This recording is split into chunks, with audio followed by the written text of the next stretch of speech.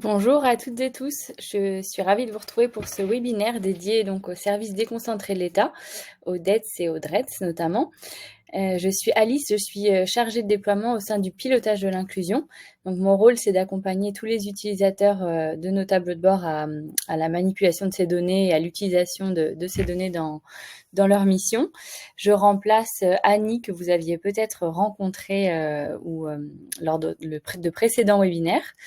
Donc, je suis ravie de vous retrouver. Bonjour à toutes et à tous. Je vais, pour démarrer, juste un petit rappel sur le fonctionnement de cet outil, si jamais c'est la première fois que vous utilisez Livestorm. Alors, vous verrez en bas à droite un icône chat. Donc, vous pouvez l'utiliser pour vous présenter, pour apporter des suggestions, des commentaires par rapport à nos outils. En revanche, si vous avez des questions, utilisez plutôt l'onglet questions qui est situé juste à gauche de l'onglet chat. Ça sera plus facile pour moi de traiter les questions et de les voir apparaître. Elles seront moins noyées dans le flot de la discussion. Et surtout, pour vous, ça vous permet aussi de voter sur les questions. Donc, j'essaierai de les traiter après par ordre de nombre de votes obtenus sur chaque question. Donc voilà, n'hésitez vraiment pas à poser toutes les questions. Les webinaires sont aussi faits pour ça. Ensuite, vous voyez un petit icône app avec 3 petits points. Si vous cliquez dessus, vous allez retrouver dans partage de fichiers le support que je vais vous présenter aujourd'hui. Donc vous pouvez déjà le télécharger. Et dans lien, vous allez voir, j'ai remis un lien vers le service des emplois de l'inclusion, parce qu'il y a souvent des questions qui concernent plutôt les emplois de l'inclusion, donc je l'ai remis, et le lien vers le support pour le coup du pilotage de l'inclusion. Et enfin, vous pouvez utiliser l'onglet aussi, l'icône réagir pour ajouter des réactions en direct. Par exemple, est-ce que vous pouvez peut-être utiliser le pouce pour me confirmer que tout est OK au niveau du son et de l'image? OK, super.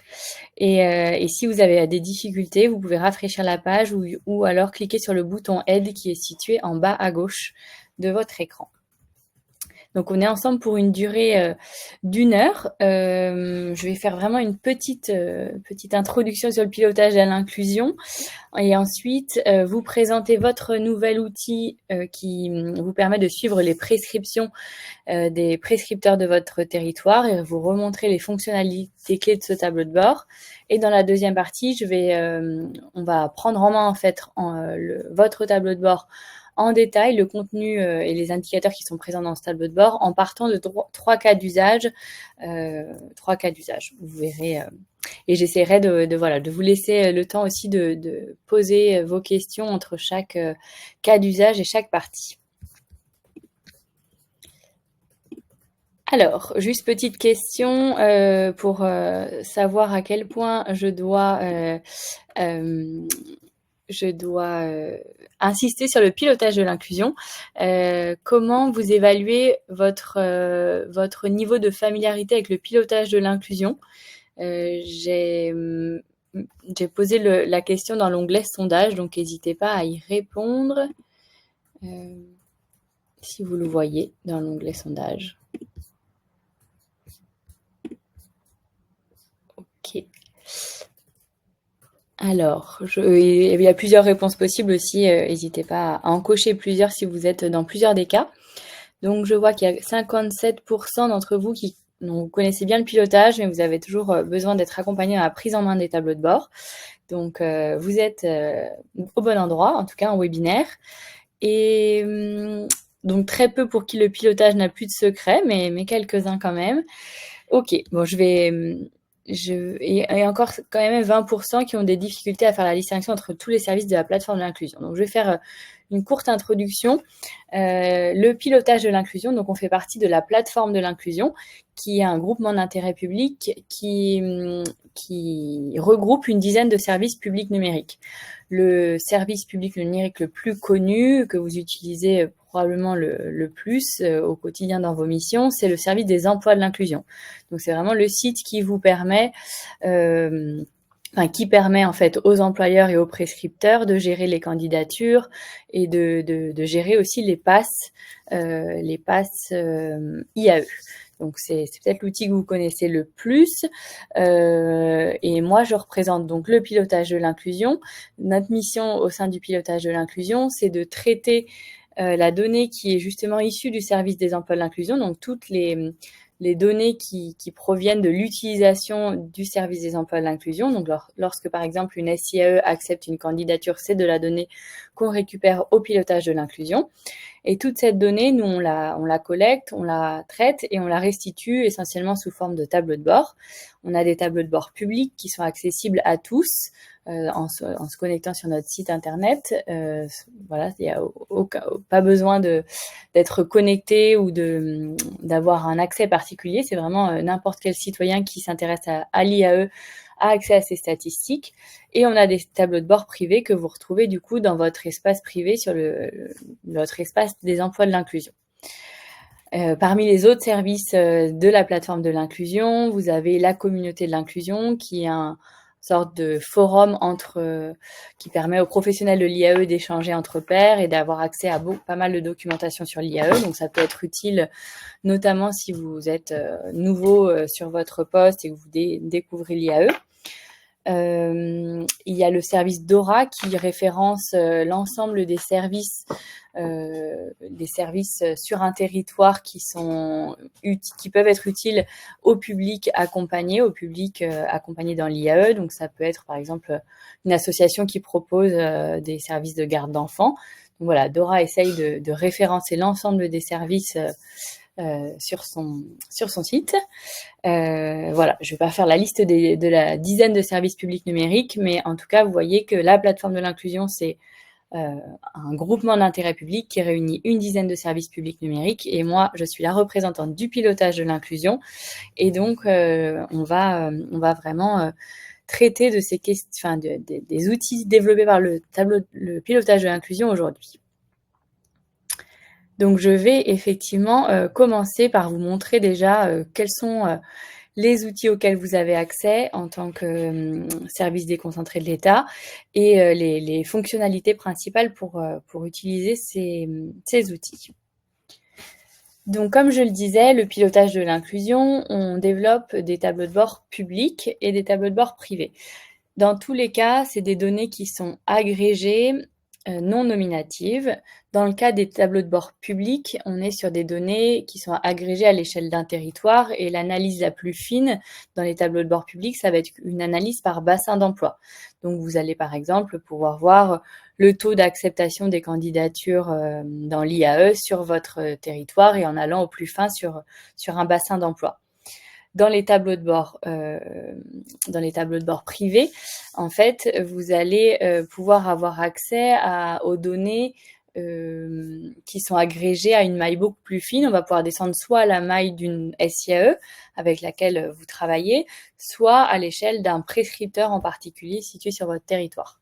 Mais dans tous les cas, ça reste des données non nominatives dans le sens où voilà, ça donne pas accès au nom des candidats et on ne peut pas faire des statistiques nominatives sur les candidats. Alors, je vais vous remontrer comment on accède peut-être au tableau de bord public et privé. Et donc, vous allez voir effectivement, vous, en tant que service déconcentré de l'État, vous avez accès à 7 tableaux de bord privés. Et donc, l'objet de ce webinaire, c'est de faire un focus sur un nouveau tableau de bord qui s'appelle « Suivi des prescriptions des prescripteurs habilités de mon département ». Alors, j'ai mis dans la présentation des choses que je vais reprendre en démonstration.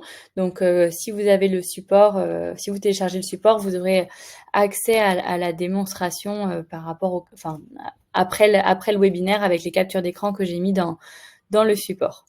Là, je vais vous partager mon écran pour vous montrer en direct comment accéder à ces outils et quelles sont les principales fonctionnalités de ces tableaux de bord.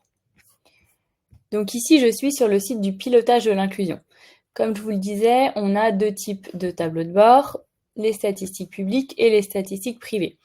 Les statistiques publiques, vous avez juste à cliquer ici sur statistiques publiques et vous avez accès à la dizaine de tableaux de bord publics qui sont disponibles en libre accès sur notre site.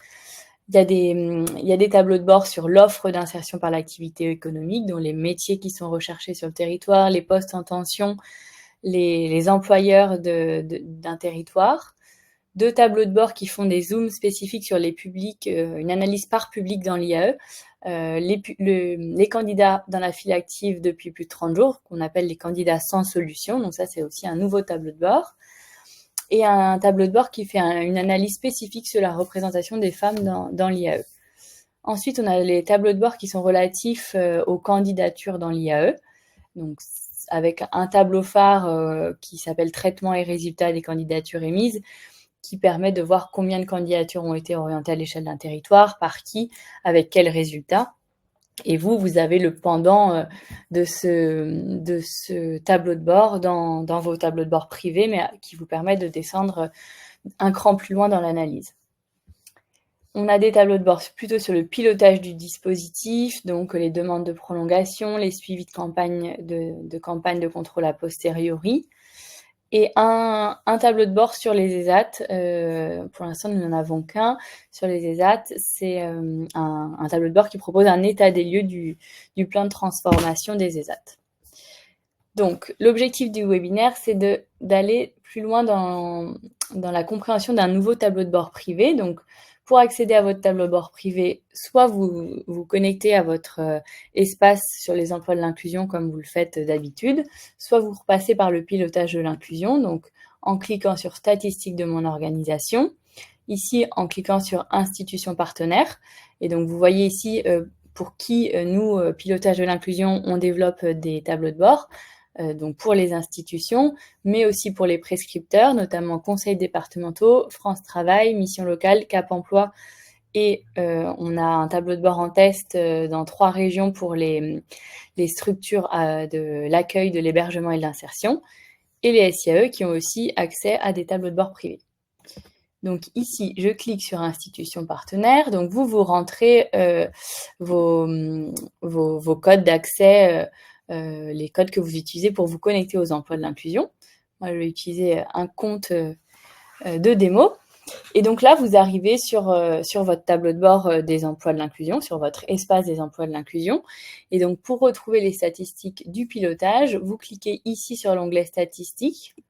Donc là, cet espace a changé de design récemment. Avec cette barre de navigation à gauche qui est nouvelle. Mais donc voilà, vous cliquez sur statistiques et là vous rentrez, vous pouvez le voir avec le code couleur orange, un peu dans l'espace du pilotage de l'inclusion. Et vous retrouvez ici la liste de tous les tableaux de bord privés auxquels vous avez accès. Et si vous souhaitez retourner sur notre site, on a un lien ici, données publiques, pour retourner au tableau de bord public. Donc moi, aujourd'hui, je vais me concentrer sur ce tableau de bord, suivi des prescriptions des prescripteurs habilités de mon département qu'on a déployés au courant de l'été auprès des DETS et des DRETS. Donc si je clique dessus, avant de rentrer dans le contenu en partant des cas d'usage, je vais juste vous montrer les fonctionnalités clés pour prendre en main ce tableau de bord. Vous me dites si le débit vous convient et si ça ne va pas, vous pouvez utiliser le petit icône réagir qui pleure ou qui est surpris. Ok, super. Donc ce tableau de bord, je vais essayer de zoomer au maximum. Hop, tous les tableaux de bord, on les organise maintenant en onglets. Donc quand vous arrivez de fait, vous êtes sur l'onglet I. Comme information, c'est un onglet à lire avant de vous plonger dans la lecture et la manipulation du tableau de bord. Ça vous donne un certain nombre d'informations utiles, notamment la date de dernière mise à jour du tableau de bord. Il faut savoir que le pilotage, les données dans nos tableaux de bord sont mises à jour entre 24 et 48 heures. Mais c'est important que vous ayez en tête cette date parce que si vous allez extraire des chiffres à une date. Si 7 jours plus tard, vous retournez voir les chiffres, ces chiffres auront peut-être évolué. Donc voilà, si vous intégrez ces chiffres dans une présentation, c'est important aussi de bien noter la date de dernière mise à jour des chiffres que vous avez présentés. Ensuite, on vous explique ce fonctionnement en onglet, des choses que je vais vous expliquer en direct, notamment comment exporter les données, comment utiliser les filtres et quelques notions clés, notamment la différence entre candidature et candidat. La candidature étant l'acte de candidater à un poste et le candidat étant la personne physique qui postule. Donc, bien avoir en tête qu'il peut y avoir plusieurs candidatures pour un même candidat. Et aussi, on retrouve, information très importante, la source des données présentes dans le tableau de bord. Donc la principale source de données qu'on exploite aujourd'hui, c'est les données renseignées par les utilisateurs des emplois de l'inclusion. Mais à terme, on essaye de récupérer d'autres données de la part de l'ASP, notamment via la DSN. Donc petit à petit, on va vous proposer des données qui seront pas uniquement centrées sur la phase de candidature, enfin on l'espère en tout cas, et donc et on va étoffer donc les sources des données qu'on exploite.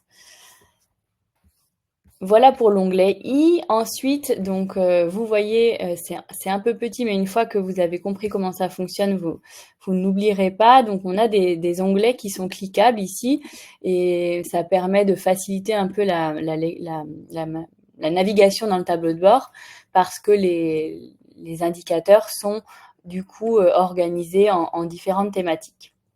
Il y a toujours un onglet chiffres clés qui résume les principaux indicateurs de contenu dans ce tableau de bord, un peu comme une synthèse. Alors, avant de rentrer, donc, je disais par cas d'usage, je vous montre juste le fonctionnement des filtres, parce que c'est aussi la vraie valeur ajoutée de nos tableaux de bord, c'est ces filtres qui vous permettent de faire des analyses très personnalisées et qui fait aussi de ces tableaux de bord des outils assez opérationnels, un peu comme des tableaux de bord croisés dynamiques. Donc, vous avez toujours un onglet date qui vous permet de faire une analyse sur une période en particulier. Ça peut être le semestre dernier, l'année civile qui s'est écoulée. Donc, vous pouvez choisir des dates précises. Par exemple, si je veux regarder uniquement ce qui s'est passé sur le premier semestre 2024, je vais rentrer ici 1er janvier 2024 et 30 juin 2024. Et je fais ajouter un filtre pour que ça soit bien pris en compte. Vous avez ensuite le filtre EPCI. Alors, effectivement, ça va vous permettre de faire des analyses plus fines en termes de territoire. Ce qu'il faut que je précise, c'est bien que par défaut, si vous êtes une dette, vous allez avoir accès par défaut à toutes les statistiques, elles vont se présenter pour l'ensemble de votre département. Si vous êtes une DRET, vous allez avoir par défaut les statistiques de votre région. Et donc c'est vraiment ça que vous avez dans votre tableau de bord privé, c'est l'échelle qui correspond à votre organisation.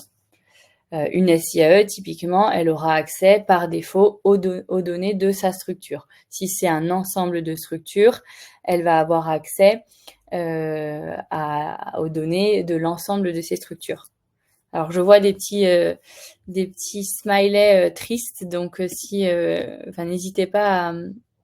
Ah, c'est la vidéo qui saute. Mince. Hop. Vous me dites, je peux essayer de passer en Wi-Fi, mais j'ai peur que ça me déconnecte. Parce que normalement, je suis en câble, donc ça devrait mieux fonctionner. Hop. Je vérifie les branchements. Vous me dites si ça continue ou si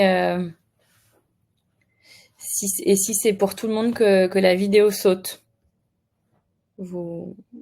Ça a l'air OK? OK. Donc voilà pour les données qui sont présentes par défaut.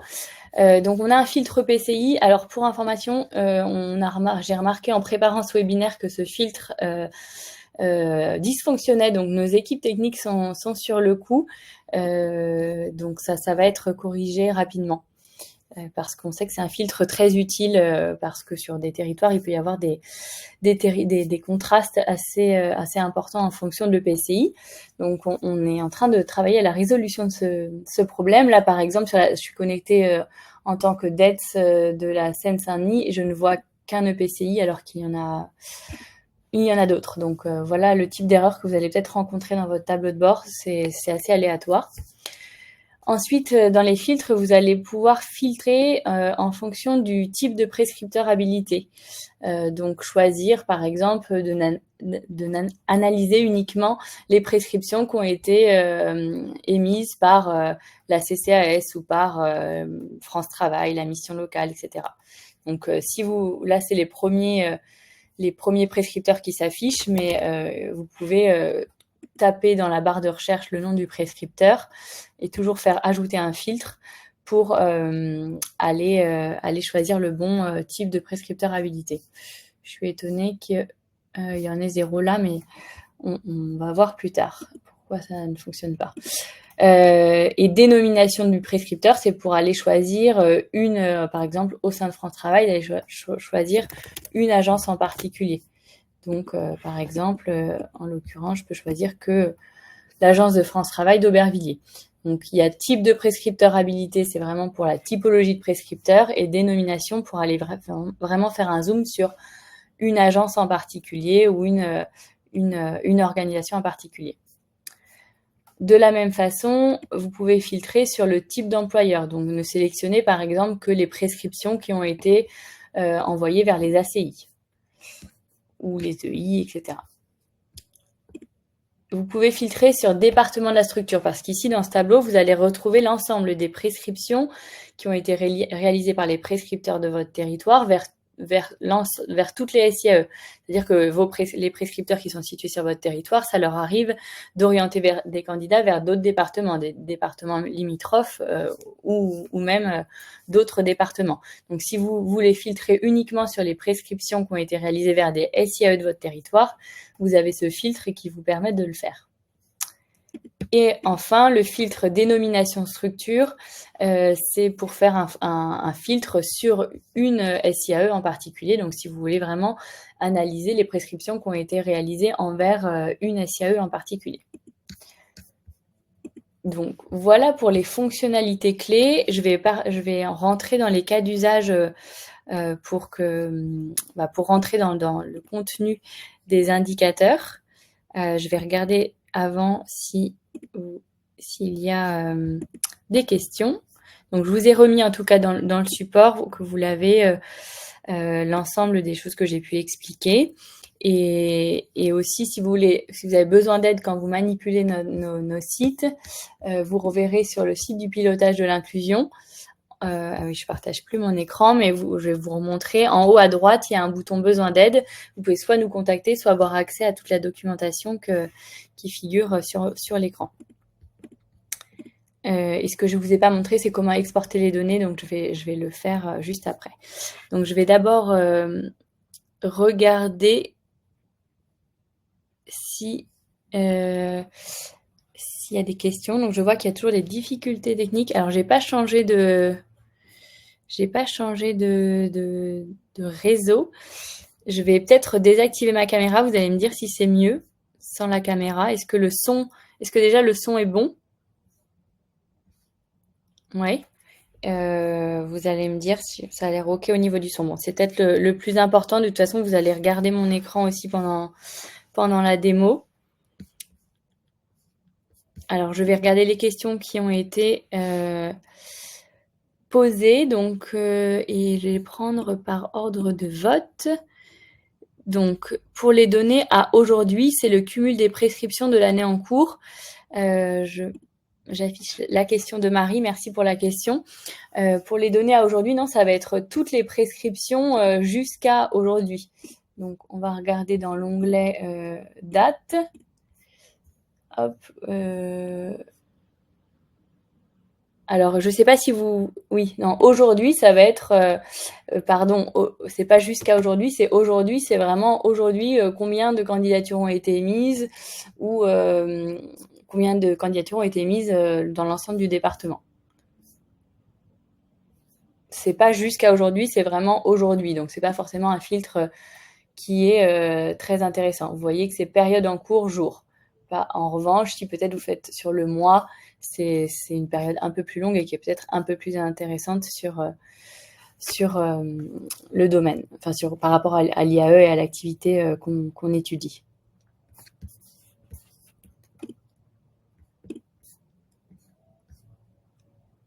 Alors, une autre question. En DRETS, peut-on regarder les données pour chaque département de sa région? Alors oui, il doit y avoir il y a un filtre département. Je vais me connecter en tant que DRETS. Alors pardon, je vois que je partage plus mon écran, donc je vais le faire en même temps. Hop, tout l'écran 2. Voilà. Alors, je vais prendre un profil de DRETS. Hop.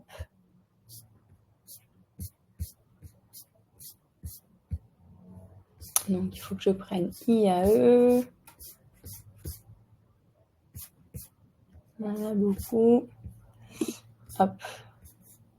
Voilà, là, je suis sur la Nouvelle-Aquitaine, par exemple. Et donc, effectivement, vous avez la possibilité... Alors, il y a un onglet que EPCI. Il n'y a pas de filtre département.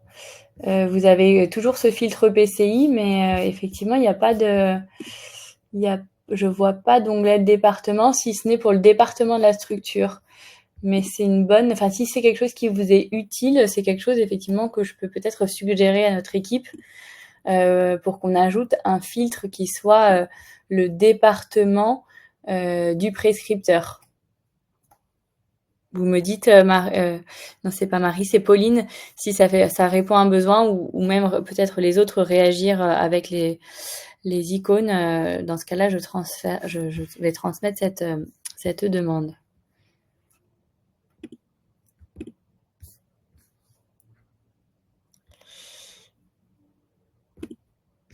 Alors, une question de Jean. Bonjour Jean, est-il envisageable de disposer un filtre arrondissement?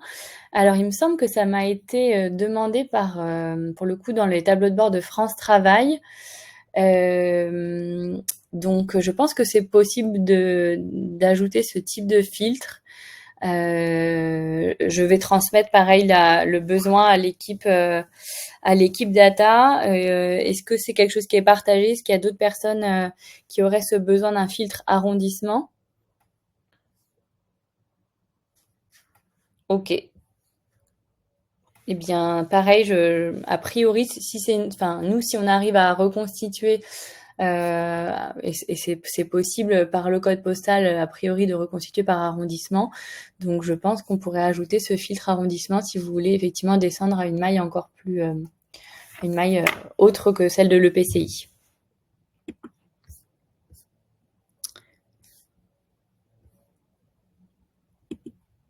Alors, l'affichage des chiffres par défaut correspond à quelle période? Question de Marie. Alors, habituellement, on vous met par défaut l'année civile passée. Mais là, ce qui m'étonne, c'est qu'on ne voit pas effectivement les dates qui ont été entrées.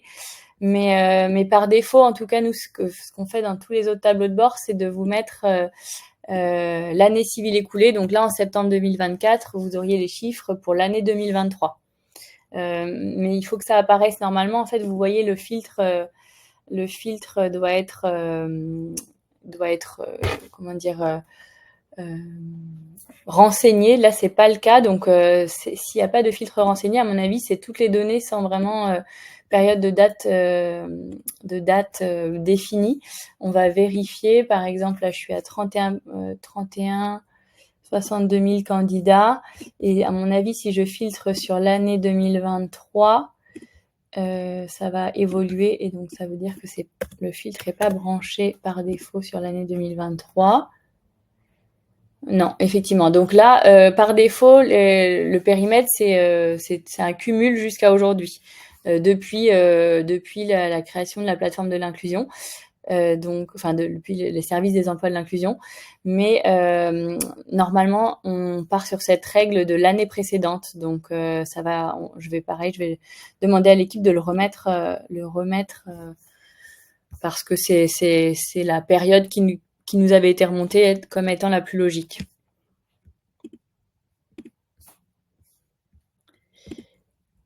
Alors, une question de Christelle. Peut-on avoir l'information des types de publics prescripteur. Non, on ne peut pas avoir cette information-là parce que, en fait, lorsqu'un prescripteur valide l'éligibilité d'un candidat à l'IAE sur le site des emplois de l'inclusion, il n'a pas l'obligation de renseigner les raisons qui permettent de valider l'éligibilité du candidat à l'IAE. C'est obligatoire uniquement pour les SIAE. Elles sont obligées de renseigner les critères des candidats pour valider leur éligibilité. Mais donc, comme c'est pas une information qui nous est remontée de manière exhaustive, on ne peut pas proposer des statistiques, en tout cas, qui permettent d'avoir une vision réelle et exhaustive de la réalité sur ça. En revanche, c'est des données qu'on va essayer de récupérer, comme je le disais, par d'autres sources de données et pour essayer de vous proposer des statistiques, de pouvoir vous aider à filtrer effectivement par type de public.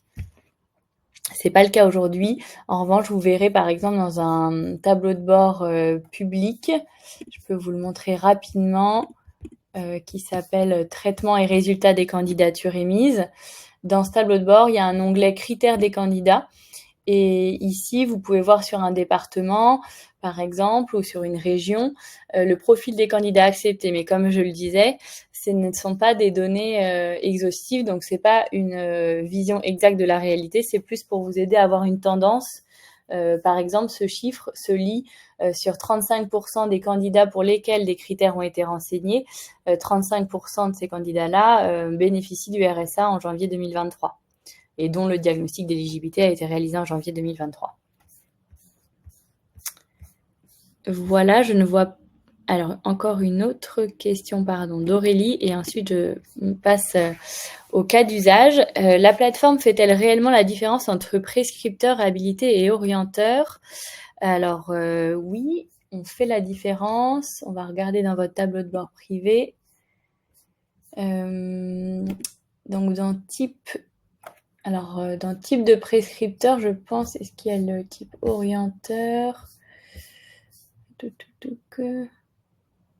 Ici, par contre, on est dans un tableau de bord dont le périmètre, c'est uniquement les prescripteurs habilités. Donc, dans ce tableau de bord-là, il n'y a pas de distinction, effectivement, entre orienteur et prescripteur habilité. Ici, c'est vraiment le suivi des prescriptions des prescripteurs habilités. Mais quand vous connectez à d'autres tableaux de bord, par exemple, là, je suis sur le tableau de bord public. Vous voyez, je crois que c'est dans catégorie origine de la candidature. Voilà. Ici, par exemple, on peut distinguer orienteur et prescripteur habilité. Donc là, comme le service des emplois fait bien la distinction, nous, c'est bien une donnée qu'on récupère et un filtre qu'on vous propose. Mais là, en l'occurrence, dans le tableau de bord sur lequel on fait un focus, le périmètre, c'est vraiment les prescriptions des prescripteurs habilités. Donc, il n'y a pas de filtre qui permet de distinguer prescripteur et orienteur.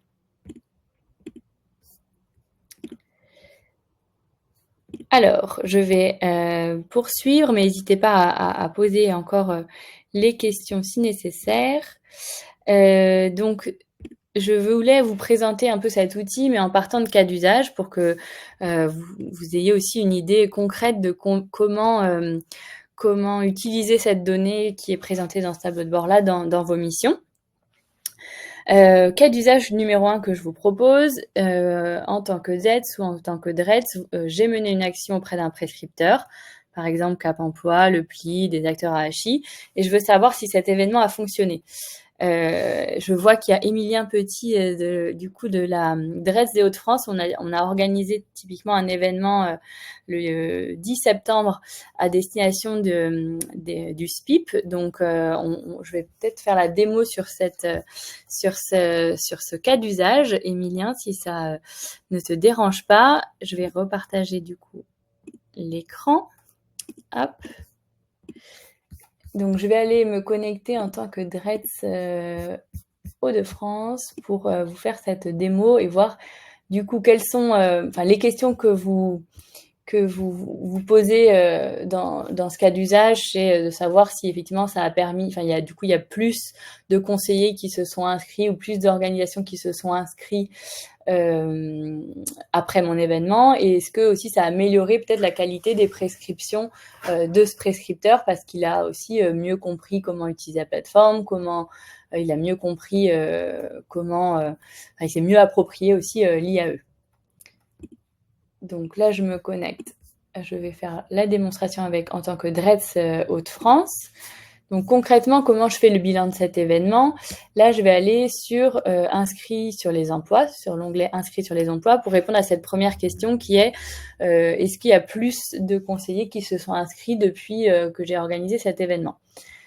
Je disais l'événement a eu lieu le 10 septembre, donc je vais d'abord regarder en fait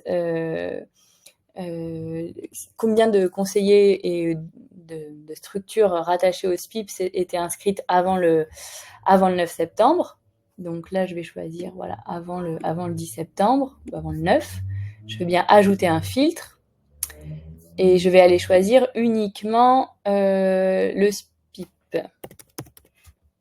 Alors, là, c'est pareil, il y a un petit bug dans que j'ai remarqué aussi en préparant le webinaire. Vous retrouvez parfois 2 fois le prescripteur. C'est pareil, l'équipe est en train de résoudre ça. Donc, en attendant, il faut bien cocher les 2. Donc, avant le 9 septembre, j'avais 10 organisations dans les Hauts-de-France qui étaient inscrites et rattachées au service pénitentiaire d'insertion et de probation, et ça représentait 150 conseillers. Est-ce que depuis le 9 septembre, d'autres se sont inscrits? Donc là, je vais juste changer le filtre date. Je fais des dates précises après le 9 septembre. Et donc, après le 9 septembre, visiblement, il y a 19 conseillers qui se sont inscrits, qui font partie de 18 organisations. Ou alors, si je pourrais aussi juste enlever le filtre date. Donc, tout à l'heure, j'avais 150 conseillers, donc c'est ça, j'en ai 19 de plus. Et alors, je ne sais plus combien j'avais d'organisations, mais donc il y en a plus aussi, 28. Donc déjà, en termes de quantité, de nombre de conseillers et d'organisations qui seront inscrits sur le site des emplois, le bilan de cet événement est plutôt positif. Après, la deuxième chose que je veux voir, donc bon là c'est un petit peu tôt, on est le 9 septembre, on est le 26 septembre, mais si je voulais, je pourrais faire aussi le point dans 3 mois ou dans 6 mois, de voir si la qualité des prescriptions de ce prescripteur s'est améliorée depuis cet événement. Et donc ici, j'irais peut-être déjà juste voir dans les chiffres clés. Donc là, j'ai sélectionné uniquement le SPIP. Donc c'est pareil, je peux remettre des dates précises, donc avant le 9 septembre. Et regarder le taux, par exemple, de candidature acceptée par le SPIP avant le 9 septembre. Donc là, la part de candidature acceptée est de 15%. Et donc, l'idée, ça serait pertinent de faire cette même analyse dans 6 mois pour voir si ce taux de candidature qui est accepté a augmenté, ce qui signifierait qu'il y a peut-être voilà, une amélioration de la qualité des candidatures émises par le SPIP. Voilà pour ce premier cas d'usage. Est-ce qu'il y a des questions sur ce premier cas d'usage ?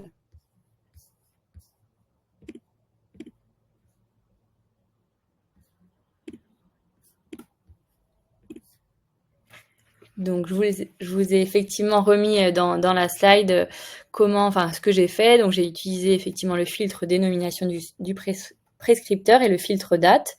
Et voilà les questions auxquelles je cherche des réponses, les indicateurs qui peuvent y répondre. Je passe au cas d'usage numéro 2. Donc, en tant que, pareil, DRETS ou DETS, je souhaite aller à la rencontre des nouveaux prescripteurs. Donc, voir qui sont peut-être les prescripteurs, parmi les nouveaux prescripteurs, ceux qui sont de plus en plus présents dans les candidatures émises vers l'IAE. Donc là, je vais faire... s'il y a quelqu'un qui souhaite que je fasse la démonstration avec son département ou sa région, n'hésitez pas à mettre un petit mot dans le chat. Sinon, je peux... rester sur les Hauts-de-France. Je regarde si... DRETS Occitanie. Ok, je vais faire ça avec la DRETS Occitanie. Alors,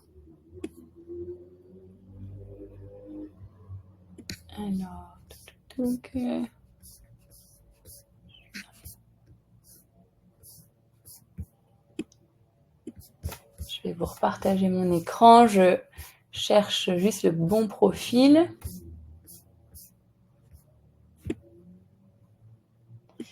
On en en a beaucoup. Dretz, Occitanie, voilà.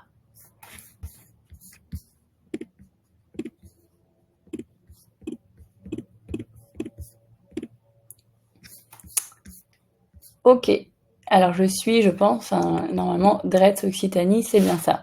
Donc je retourne encore une fois sur le tableau de bord. Et donc là, je vais aller voir un peu voilà, la part des prescripteurs, enfin les prescripteurs qui prennent un peu de l'ampleur sur mon territoire. Là, je vais aller directement dans Résultats des prescriptions. Et je ne vais pas mettre de filtre, ou alors je peux mettre un filtre par exemple sur... je vais mettre un filtre depuis le 1er janvier 2023 par exemple. Donc je vais faire des dates précises après le... Comme ça, on va avoir une tendance depuis le 1er janvier 2023, ou on va dire 1er septembre, donc sur la dernière année qui s'est écoulée. Hop, ça sera peut-être plus lisible si je fais sur une plus petite année. Donc là, on a toutes les prescriptions réalisées par les prescripteurs habilités d'Occitanie depuis le 1er septembre 2023. Et si je descends un peu dans cet onglet, qui s'appelle donc Résultats des prescriptions, j'ai un premier tableau de bord qui fait un focus sur les prescriptions réalisées par le SPE, et ensuite j'ai un indicateur qui fait un point vraiment sur les prescriptions réalisées par les nouveaux prescripteurs habilités et départements. Et donc là, visuellement, je peux essayer de regarder par exemple s'il y a une couleur qui apparaît et qui prend de l'ampleur, ou qui n'était pas du tout présente il y a un an et qui réalise des prescriptions. On voit par exemple que le SPIP, en l'occurrence, a une part aussi plus importante. Il représente 3,54% des prescriptions en septembre 2024, alors qu'il ne représentait que 0,47% des prescriptions en septembre il y a un an. Donc voilà, ça c'est un premier acteur qui visiblement oriente de plus en plus vers l'IAE et dont la part des prescriptions augmente dans l'IAE. Donc ça peut être intéressant de voir si cet acteur, d'aller à sa rencontre, de voir s'il a rencontre des difficultés particulières. Donc, par exemple, là, je choisis encore le SPIP. Donc, je vais aller filtrer SPIP en Occitanie, et on va aussi regarder est-ce qu'il a l'air de rencontrer des difficultés particulières, d'avoir un bon taux d'acceptation de ses candidatures. Alors, je vais filtrer en utilisant type de prescripteur habilité et en choisissant le SPIP, de la même manière que je l'ai fait pour le premier cas d'usage. Donc je fais bien ajouter. Et donc là, comme ça, on va faire, une fois que j'ai repéré que donc le SPIP orientait de plus en plus de candidatures, je vais aller voir un peu plus en détail les résultats de ces prescriptions. En l'occurrence, je peux peut-être aller voir les motifs de refus des candidatures refusées. Donc parmi les candidatures qu'il oriente, beaucoup, en premier lieu, c'est le motif autre, mais si on passe au motif autre qui nous informe pas beaucoup, le deuxième motif de refus, c'est 16% des candidatures émises par le SPIP sont refusées parce que le candidat est non joignable. Donc ça peut être un point intéressant aussi à aller travailler avec ce prescripteur, de voir comment il peut travailler sur peut-être la disponibilité, la joignabilité des candidats. Et le deuxième est frein à l'emploi incompatible avec le poste proposé. Donc là, peut-être que ce prescripteur aurait besoin de mieux connaître les prérequis et les contraintes liées à chaque poste des SIAE, enfin par les postes proposés par les SIAE du territoire. Je peux aussi aller voir peut-être juste le taux de candidature acceptée par ce prescripteur, donc un taux de 26%, et peut-être que je peux le comparer typiquement à tous les prescripteurs. Donc cette fois, j'enlève le filtre, tout prescripteur confondu, on est à 21%. Donc on se dit, il a plutôt des bons résultats pour le coup par rapport à la moyenne de tous les prescripteurs de ma région. Ils ont un taux de candidature acceptée qui est 5 points supérieur. Donc là, je note pas forcément de difficultés particulières, mais ça pourrait, ça aurait pu être le cas. Alors, je vois qu'il y a encore des difficultés de son. Je suis vraiment désolée pour ceux pour lesquels c'est très difficile de suivre. Essayez peut-être de rafraîchir la page. Enfin, je vois que ça fonctionne pour certains et pas pour d'autres, donc je me dis que c'est peut-être pas de mon côté que ça déconne, mais je vous laisse ouais, peut-être rafraîchir ou essayer effectivement, comme le dit Céline, de passer par téléphone.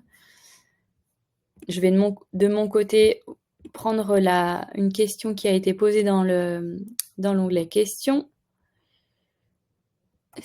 Alors, une question de Marion. Comment le filtre PCI est-il construit? Siège des prescripteurs ou prescriptions réalisées sur le périmètre de l'EPCI? Alors, le filtre EPCI, il est branché vraiment sur l'adresse, effectivement, du siège du prescripteur, l'adresse du prescripteur habilité, et non pas sur le périmètre des prescriptions réalisées par les prescripteurs. Si vous voulez faire un filtre en fait sur seulement les prescriptions qui auraient été réalisées vers un territoire, il faut utiliser pour le coup le filtre département. Est-ce que du coup, le besoin derrière cette question, c'est d'avoir un filtre EPCI mais rattaché en fait à la structure qui est destinataire de la candidature? Ouais, ok. Je vois qu'il y a beaucoup de pouces. Ok, bah c'est intéressant. Je vais aussi faire remonter ce besoin. Si c'est prioritaire, je pense que on doit pouvoir l'ajouter, même si on a un peu de difficulté avec ce filtre PCI, puisqu'il me semble que l'équipe, c'est un peu manuel la manière dont elle récupère ces informations-là, mais si c'est un besoin, je le remonte et on va voir comment implémenter ça. Voilà, ma crainte, c'est juste qu'après, il y ait beaucoup de filtres et que ça soit plus forcément très lisible, mais on verra comment rendre les choses les plus lisibles possibles. Alors, le dernier cas d'usage. Les ACI de mon territoire n'atteignent pas leurs objectifs de recrutement de BRSA ou d'ARSA. Je souhaite comprendre ce qui bloque. Donc les questions auxquelles vous allez les questions que vous vous posez par rapport à cette situation, c'est est-ce que il y a un partenariat suffisamment fort entre les ACI de mon territoire et le département et ou les organismes délégataires d'un CD sur mon territoire, et qu'est-ce qui peut bloquer entre ces structures et ces prescripteurs? Est-ce qu'il y a une mauvaise compréhension, par exemple, des contraintes des postes qui sont proposés par les SIAE? Donc, les indicateurs que je vais aller chercher pour répondre à ces questions-là, c'est, je vais comparer le taux d'acceptation des candidatures émises par le conseil départemental et par les organismes délégataires d'un CD versus l'ensemble des prescripteurs du territoire. Et je vais regarder aussi, comme je l'ai fait là pour le SPIP, le principal motif de refus des candidatures émises par le CD et les organismes délégataires d'un CD. Alors, on va le faire. Est-ce que quelqu'un veut que je le fasse sur son territoire? Je vais regarder dans le chat. Oui, Christelle, du coup, sur quel territoire êtes-vous? 63. Ok. Alors, je vais aller chercher la dette des 63. IAE, on a plusieurs profils. Hop.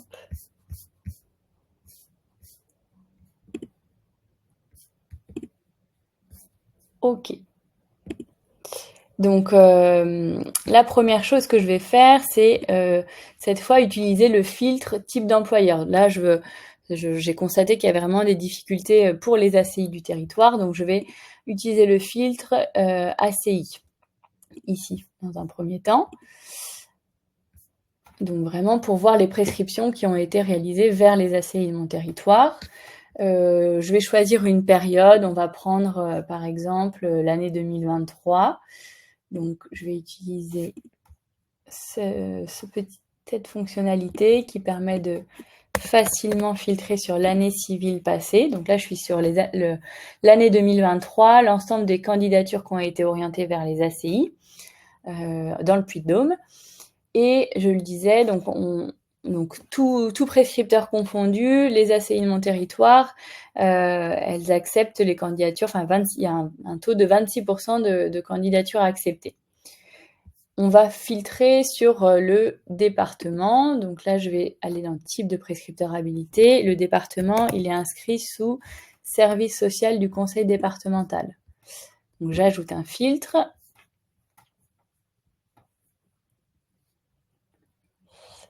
Et je vois pour le coup que les ACI de mon territoire, enfin en l'occurrence du Puy-de-Dôme, acceptent encore plus que la moyenne de tout prescripteur confondu les candidatures du service social du conseil départemental, parce qu'elles acceptent 38% des candidatures qui viennent du CD. Donc ça a l'air d'être un bon partenariat. On va regarder peut-être avec les organismes délégataires d'un CD. Alors, est-ce que j'ai le filtre? Voilà. Donc, on va faire le filtre sur les organismes délégataires du CD. Alors là, il n'y a pas du tout pour le coup, on voit qu'il n'y a pas de candidatures en fait qui ont été orientées en 2023 par un organisme délégataire d'un CD envers mes ACI. Mais est-ce qu'il y a des organismes délégataires d'un CD sur... oui, il y en a une. Il y a une organisation. Il y a un organisme délégataire du CD dans le 63 visiblement, mais donc qui n'aurait orienté en tout cas aucune candidature vers les ACI. Est-ce que cet organisme oriente vers d'autres structures? Donc j'enlève le filtre ACI par exemple. Et on va voir s'il y a des candidatures qui ont été émises par cet organisme délégataire. Il en a envoyé une, donc vers quel type? On va voir vers quel type de SIE il a envoyé cette candidature en 2023. Mais en l'occurrence, donc peut-être que c'est à voir. Là, moi, je connais pas la situation sur le Puy-de-Dôme, mais peut-être que, en tout cas, il y a effectivement un rendez-vous à mener avec cet organisme parce que peut-être voilà, une faible activité, une faible orientation, en tout cas vers l'IAE. Il y a eu une candidature en mars et puis 2 candidatures en novembre.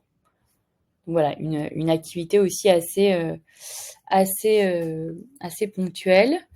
Et la candidature c'était une ETTI qui a accepté la candidature de cet organisme. Donc voilà, par exemple, l'analyse qui est possible sur le Puy-de-Dôme.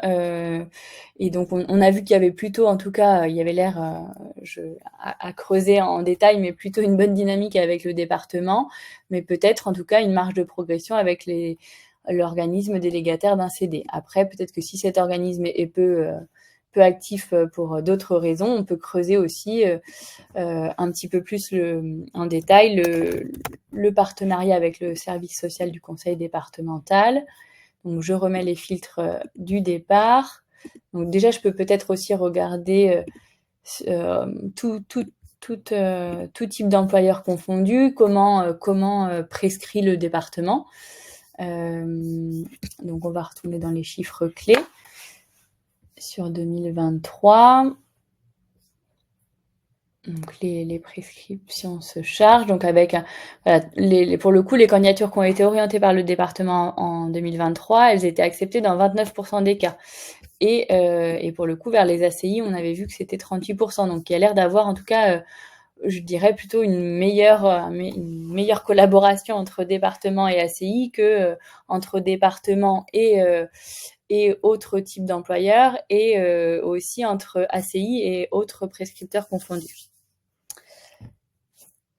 Voilà pour ce troisième cas d'usage. Il nous reste 5 minutes, donc je vais prendre les questions. Je vais remettre la présentation. Est-ce que j'y ai bien répondu? On a bien vu les différents indicateurs, oui. Ah oui, j'ai pas montré le motif de refus des candidatures émises par le conseil départemental. Donc là, on serait allé dans l'onglet motif de refus, juste ici. Donc, pour voir quand même quelle est la marge de progression du service social du conseil départemental envers les ACI. On voit que le principal motif de refus, c'est le candidat ne s'est pas présenté à l'entretien. Dans 22% des cas, les candidatures orientées par le conseil départemental n'ont pas abouti pour cette raison-là. Donc voilà, ça peut aussi nourrir les échanges que vous avez, vous, avec le département. Voilà les 3 cas d'usage que je voulais parcourir avec vous pour vous aider à prendre en main ce tableau de bord. Je vais prendre les questions et puis je vais aussi mettre ce petit sondage pour moi qui m'aide à améliorer après mes webinaires. Donc je suis en tout cas vraiment désolée pour les problèmes techniques. Je vais consulter le replay. Comme ça, je verrai aussi si dans le replay, effectivement, je vois ces problèmes de son et de vidéo qui sautent. Et de toute façon, je vous enverrai aussi le replay en espérant du coup qu'il soit agréable à écouter. Je ne vois pas d'autres questions, il me semble, dans l'onglet. Ah si, il y en a d'autres, pardon. Alors, à quoi fait référence le filtre reprise de stock AI? Alors effectivement, c'est un filtre un peu qui est là pour nous. Faut pas vraiment vous en préoccuper. L'équipe m'avait expliqué technique que c'était lié à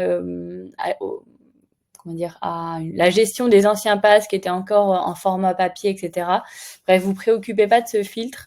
En tout cas, il n'est pas à modifier de votre côté. C'est un truc un petit peu technique. Alors, ensuite, il y avait la même question de Marie, donc j'y ai répondu.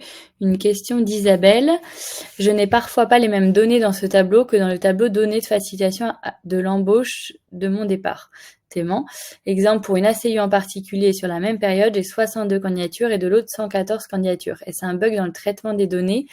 Alors non, ce n'est pas un bug dans le traitement des données, c'est ce que j'expliquais tout à l'heure, c'est que ici, on est vraiment... on se met dans une vision vraiment prescripteur habilité, alors que dans le tableau données de facilitation à l'embauche, vous êtes plutôt la vision SIAE, et là, vous avez l'ensemble des candidatures qu'elle a reçues et traitées. Donc, ça comprend aussi l'autoprescription, les candidatures peut-être qui ont été orientées par des orienteurs. Donc, c'est pour ça qu'il y a plus de candidatures. Vous pouvez vraiment, dans le tableau de bord facilitation à l'embauche, reconstituer vraiment toute l'activité, enfin toutes les candidatures qui ont été reçues par la SIAE, alors qu'ici, on est plutôt dans la vision prescripteur. Voilà, j'espère que ça a clarifié la différence entre ces deux tableaux de bord. C'est un peu deux visions différentes, la vision SIAE et la vision prescripteur habilité.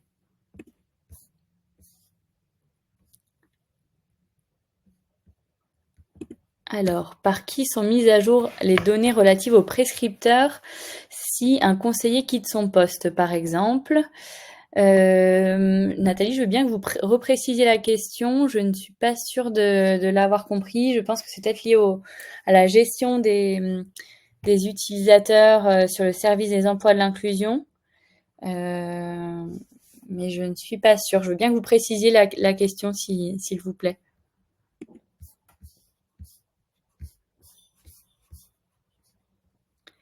Hop.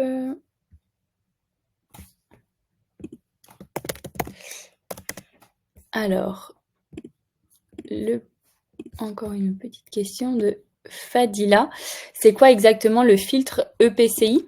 En fait, le filtre EPCI, c'est un filtre vraiment géographique et ça vous permet de filtrer par établissement public de coopération intercommunale. Donc, ça représente des structures administratives qui regroupent plusieurs communes qui mettent en commun des compétences. Donc, sur chaque département, il y a plusieurs EPCI qui sont des regroupements de plusieurs communes qui se sont regroupées pour exercer des compétences en commun.